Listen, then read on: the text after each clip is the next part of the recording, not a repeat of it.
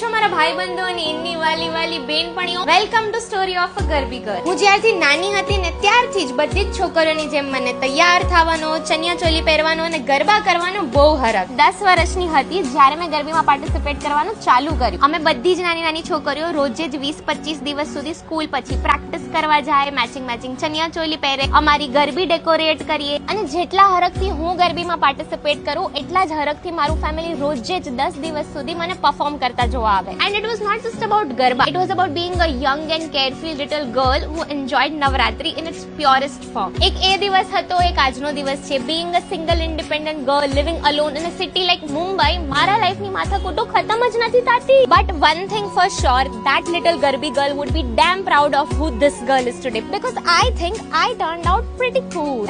To all my fellow Garbi girls who are adulting too hard right now, માતાજી તમને સુખી રાખે. Sending બહુ બધો પ્રેમ. આવજો.